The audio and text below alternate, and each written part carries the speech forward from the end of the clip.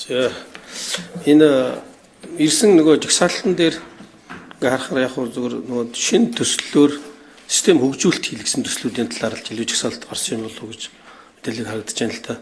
Зүгээр ер нь бол одоо яг нийслэлийн салбарын тамган газар маань өөрөө одоо нийт систем худалдан авалт хөрөнгө оруулалттай холбоотой лицензийн төлбөр илэргээд олон төлбөр гарах хэрэгтэй дээ. Тэгэхээр тэгтлэн мэдээлэл байхгүй юм шиг харагдаад байна. Нэгдүгээр асуулт. Өөрөөр хэлбэл одоо нийслэлийн салбарын тамган газар ч одоо янз бүрийн офисын системд ашиглаж байгаа хэлбэл бас гадны янз бүрийн програм ашигладаг хэлбэл. Тэгвэл тэрний худалдаа авалт хөрөнгө оруулалт холбоотой мэдээлэлд яагаад ороогүй вэ гэдэг нэг асуулт байна. За хоёрт болохоор бол энэ ер нь камержуулалт бол нэлээд хийж байгаа юм байна. Гэхдээ нэг камержуулалтын дээр тэр нөгөө хүний эрхтэй холбоотой хүний мэдээллийг цааш нь бас задлахгүй байх дээр анхаарсан одоо журам заавар бол байдаг бах тийм ээ. Энэ тал дээр мэдээлэл өгмөр байна. За дараагийн асуулт болохоор бол энэ 2013 онд энэ U-Money гэдэг энэ UB Smart гэдэг компани байгууллал автобусан дээр шинэ төсөл эхлүүлсэн. 13 сая Америк долларыг Солонгосын компаниуд хамтарч хийсэн санагдаад. Тэгэхээр ингээ харсан сая бол одоо UB Card app гэдэг шинээр одоо Монгол улс өөрсдөө 6-7 сая доллараар бас тийм төсөл хэрэгжүүлж байгаа юм байна харагдаж байна. Тэгэхээр нөгөө өмнөх хэрэгжүүлсэн 13 сая долларын төслийн үр дүн юу болсон бэ? Нөгөө тэнд байсан хөрөнгөөлч яасан бэ? Яагаад одоо ингээ шинээр ингээ цоочны програм бичих болоо явж байгаа? 22 төгрөг төгрөгийн төсөвтэй ийм програм хангамжийн асуудал яригдсан. Явж байна. Энэ дээр мэдээлэл авъя. За дараагаар нь энэ нэгдсэн платформ гэдэг хотуулаа гэдэг аппликейшн тухаас яригдаад байна. Энэ одоо хэний өмч вэ? Нийслэл болохоор маш их өндөр хэмжээний дүнтэй цагаалга өгөөд олон програм хийлгээд байна. Тэгээд тэр нь нийслэлийн өмч юм уу? Эсвэл тэр хийгээд байгаа програм хангамжийн компани өмч юм уу? За одоо бидний одоо их хурлаас ер нь Монгол улсын барьж байгаа бодлого болохоор ер нь програм хангамжийн үйлдвэрлэл хийж байгаа компаниудад дэмжиж гэж бид нар бодлого бариад байгаа. Тэгэхээр одоо энэ програм хангамжууд маань тоон нийлүүлэгч компаниудын өмч вэ нүү эсвэл одоо нийслэлийн өмч вэ гэдэг нэг ийм асуулт. За замын хөдөлгөөний удирдлагын төвийн дарга Хувьзээ. Хүний эрхтэй холбоотой ямар арга хэмжээ авч хэрэгжүүлж байгаа вэ гэдэг ажлыг хүрээнд 2025 онд нийслэлийн засаг даргын 1487 гэсэн захимжаар нэгдсэн телекамерын нэгдсэн төв болон дэд төвүүдийн системийг хэн ашиглах уу, яаж ашиглах уу, юунд ашиглах уу гэдэг журмыг баталсан. Тус журмаар бол системийн эзэмшигч мэдээлэл хариуцагч нь нэгдсэн төвийн мэдээллийг эзэн байна. Хүний хувийн мэдээлэл хамгаалах тухай хууль, кибер хамгаалах тухай хуулийг ишлээд кибер аялал бөгөөд байдлыг хамгаалах тухай нийтлэг журмыг баримтлан ажиллаж байгаа. Мэдээллийн хувьд бол эрүүгийн хэрэг үүссэн тохиолдолд тусгай чиглэлийн байгууллагад шаардлагатай мэдээллийг албан бичиг үндэслээд өгж байгаа. Гэхдээ өгөхдөө 1% бол архивт бол хадгалаад ийм бичлэгийг ийм зорилгоор ийм гэмт хэрэгт зориулаад өгсөн шүү гэдэг архивыг өгүүлдээд явж байгаа. Хоёр дахь хэрэгжилж байгаа нь бол хойшлуулшгүй ажиллагааны үед энэ бол тус журам зааснаар бол эрүүгийн хэрэг хянан шийдвэрлэх тухай хуульд заасан хойшлуулшгүй ажиллагааны үед мөрдөгчийн саналыг үндэслээд яг тухай бүрт нь ашиглуулж байгаа ийм л процесс явж байгаа. Өөр ямар ч зорилгоор ашиглуулах байгаа гэсэн үг. За нийслэлийн засаг даргын орлогч Амар Төвшин байна. За Соронзболт гишүүний асуултанд хариулъя. За хүний эрхийн асуудлаар гэх юм бол бид нэр олон нийтийн газар талбай, олон нийтийн олноор цуглардаг эдгээр талбай камерын холболтыг бол нэгтгээд бол хэлсэн байгаа. За 2025 онд бол та бүхэн бас тайлангаас харсан баг. Замын хөдөлгөөний камерын нэгдсэн системийг бол нэвтрүүлээд за тэрний бол тест яваад AI-гаар бол замын хөдөлгөөний 10 төрлийн зөрчлийг бол бүртгээд эхэлсэн байгаа. 1 сарын 1-ээс энэ маань бол торгуулийн хэлбэр рүү шилжиж ороод эхэлнэ.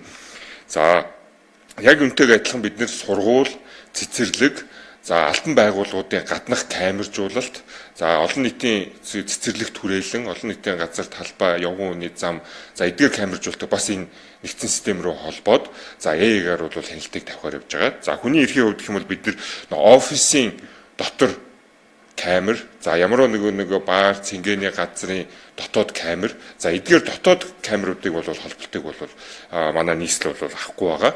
За энэ бол тухайн байгууллагын өөрийнх нь дотоод болон хувийн хүний нууцтай холбоотой учраас бидэн зөвхөн нийтийн талбар руу харсан эдгээр камертын холболтыг хийж байгаа.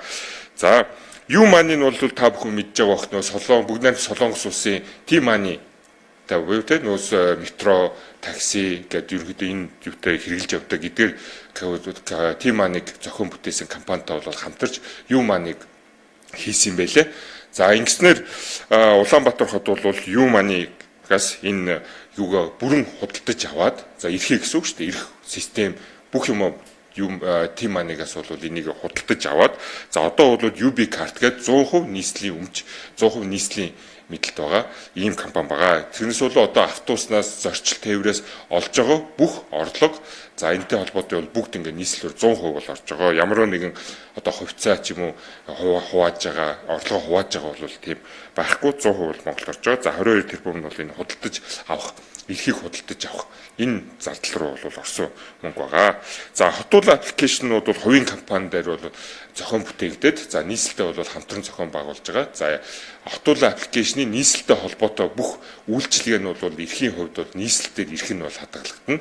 За үйлчилгээ нь бол болон техникийн үйлчилгээ, техникийн холбогдлолтой, цахим холбогдлолтой асуудлыг бол хотуул бол хэрэглэж явж байгаа. За анхны хэрэглээ нь бол та бүхэн мэдж байгаа 5-7 түвшин хэрэглээг бол оруулж нэвтрүүлж за одоогоор бол нийт 172 мянган айл өрх түлш худалдаж авж байгаас нийт 65 мянган айл өрхүүд нь бол хотуул аппликейшнийг бол ашиглаад нэг орж ирж байгаа. Тэгээ хотуул аппликейшнийг дан болон хаамстай бол бид нар холболтыг хийгээд дууссан байгаа. За ингэснээр хотуул аппликейшнээр холбогдоод айл өрхүүд маань бол түвшээ авах. За тэрнийг хянах, за байршлууд төвс борлуулж байгаа байршлуудыг цэгүүдийг хүртэл ингээд авч үзэж харж боломжууд нь бол ингээд нэгдсэн явсан. За цаашдын хотуул аппликейшн яах юм бол бүс мөн танилцуулгаар та бүхэн бол харсан баг.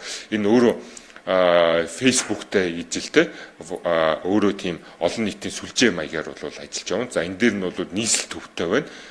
Энэ дээр нь дээрс нэмээд хэлэхэд энэ 12 сарын сүүлээр 1 сар ихээр бид нар ногоон онооны системийг оруулж ирж танилцуулна. За ингэснээр бол нөгөө сайн Улаанбаатарын хотын иргэн ингээ ногоон оноо цуглуулж хотын үйлчилгээн дээр аваад дээрс нь цуглуулж нэмж 1 минут өгье. Тэгэд нэмж цуглуулсан нөгөө ногоон оноогоор нийтийн тээвэр дээр хөнгөлт үзүүлэх. За нөгөө нэг татвар тогны мөнгө, за нүүрсэн дээр хөнгөлт идэх. За эдгээр юмнууд дээр бол ногоон оноо хэрэглэж боломжтойгоор бол нэгдүүлж өгч байгаа. За ногоон оноо ямар хэлбэрээр тухайн иргэмээ цуглуулах юм бол нийтийн тээврийг ашигласан, за тодорхой хэмжээний өдөрт алхах ёстой километрээ алхсан, мөн скутер, жет гэдэг эдрийг бол ашигласан. За эдгээр иймэрхүү байдлаар бол ногоон оногд тэгээ хогоо английн ялгсан ч гэдэм үү те. Тухайн одоо улиралдаа, тухайн сарда, тухайн жилдээ одоо замын хөдөлгөөний дүрм зөрчөөгүй гэдгээрээ ч юм уу. Ингээд ногоон оноонд ингээд цуглуулснаар ийм төрлийн үйлчилгээ болон тог цахилгааны мөнгөн дээр хүртэл бол хэмнэлт үүсгэж дискаунт буюу хөнгөлөлт идэх ийм платформыг бол оруулж нэвтрүүлж байгаа. Энэ олон хэрэгж байгаа төслүүд сүүлд нь одоо нийслэлийн өмч болоод байгаа юм уу? Тухайн хувийн боловсруулсан компанийн өмч болоод бүртгэгдээд яваад. Одоо ч нэлээд том дүнтэй програм хангамжийн үйлчлэг бодлого тавалтууд хийгдсэн ба шүү дээ өнгөрсөн хугацаанд тийм ээ. Тэр чинь за зарим нь бол ойлголоо. Тухайн компани бос хотуулаа жишээлбэл боловсруулсан компани хийсэн юм байна. За одоо жишээлбэл юу money гэдэг аппликейшн UB карт гэдэг болсон юм байна тийм. Тэгтэл UB карт гэдэг аппликейшн чинь бол та худалдаж авч байгаа шүү дээ. За тэгээ ICT гэдэг групп компаниар танах бас 20 гаруй тэрбум 22 тэрбум төгрөгөөр бас хөгжүүлэлт хийлгсэн байна шүү дээ. Тэр чинь одоо жишээлбэл ICT групп компани өмч юм уу? Нийслэлийн засаг дарганы 50 газрын өмч юм уу? За хэрвээ ICT групп компани өмч юм бол бас тэгээ тэнд чинь лицензийн төлөвлөлөөр гарах хэрэгтэй үстэй. Ер нь бол хэмжлэнгийн л асуулт суугаад байгаа байхгүй. За Батулгын төмөр дээр тодорхой хариулъя. За захиалагч байгууллагын засаг дарганы хамгийн газар байгаа. За гүйцэтгэгч байгууллага нь аль компаниас үл хамааран тухайн системийн их код болон патентын эзэмшигч нь бол нийслэлийн засаг дарганы хамгийн газар өмч гэж явагдаж байгаа гэрэн дээр. За цаашдын ашиглалт үйлчлэгээн дээр бол биднээс яг энэ өөрсдийн хөгжүүлсэн зардал дээр лицензийн зардал биш ашиглалт үйлчлэг буюу мейнтенсийн зардлыг ерөнхийдөө суулгаад явдаг. За эхний 2-оос 3 жилд тухайн компани мейнтенстэй гэрээний дагуу үнэгүй үзүүлнэ. За 4 дахь жилээс тодорхой хэмжээний ямар хэмжээний үйлчлэгээ авахаас хамаарат урсгал зардал дээр суулгаад явахаар ингэж төсөлгдсөн байгаа. Тэгэхээр нөгөө оюуны өмч болоод их код өмчлөгч нь бол нийслэлийн засаг дарганы тамийн газар гэж ойлгож байгаа тийм. За энэ мэдээлэлтэй ерөнхийдөө танилцаад энэ дээр яг ер нь нөгөө нэг энэ аливаа системийн худалдаа авалт хөрөнгө оруулалтын шийдвэр гаргаж байгаа асуудал дээр нэлээд сайн судалгаа хийх хэрэгтэй гэж бодож байна. Ялангуяа одоо сая жишээлбэл нийслэл өмчийн бүртгэл дээр гээд 1.5 тэрбум төгрөг зарцуулж байхад төрийн өмчийн бодлогосцуулалтын газар 750 сая төгрөгөөр яг адилхан систем аваад шинжилгээд улсын хэмжээнд тусч ийн гэж байгаа байхгүй. Тэгэхээр энэ чи одоо бид нэр хоорондоо ямар уялдаа холбоог ажиллаж байгааг л харуулж байгаа. Нийслэлийн төсөв гэж байхгүй шүү дээ, адилхан л улсын төсөв. Тийм учраас энэ аливаа систем худалдаа авах судалгаан дээр хариуцсан чиглэлийн яамнаасаа бас нэлээд мэдээлэл авч солилцож энэ системийг авах шаардлагатай өгөгдөд дээр шийдвэрээ гаргаж засаглалаа сайжруулах шаардлагатай байна гэж харж байна. Хоёр талхаар одоо 2026 оны төсөв одоо яг олзруулагдаад бас явж байгаа шийдвэрүүд гарч байгаа хэрэг. Тэрэн дээр бас энэ давхарцсан юмнууд хийгдээд байгаа юм биш үстэй гэдгийг нэг эргэж янах хэрэгтэй байх гэж хэлмээр байна. За гуравт бол одоо 80 тэрбум төгрөгөөр ингээ камержуулалтын ажил хийж байгаа. За тэгэхээр камержуулалт маань нөгөө талдаа ингээ бодоод үзэхээр програм хангамж нь дэд бүтцэн за тэгээ камерын зардал ороод болж байгаа хэрэг. Тэгэхээр нэг камерт оногдож байгаа зардал нь 2600 камергээ бодоод үзэхээр ойролцоогоор 30 сая төгрөгийн одоо өртөгтэй болж байна л да. Тэгтэл одоо тэр камерыг ашиглаад та бүхний олж байгаа торгуулийн орлогч хэдвүлээ. Эдийн засгийн хувьд яг ингээ бүх одоо цэг болгон дээр тэгж камер тавиад үнэхээр ашиг байсан уугүй гэдгийг бас тэр тооцоолол одоо цаана сайн боддог байх л гэж бодож байгаа. Тийм учраас ер нь нөгөө энэ альва энэ систем худалдаа авалтын захиалга өгж байгаа юм дээр эдийн засгийн тооцоо юмудаа бол сайн харж байгаа үстэй. Энэ дээр нь бас сайн эргэж харж шанжих хэрэгтэй байна даа гэсэн ийм одоо зөвлөмжлөл хэлмээр байна да.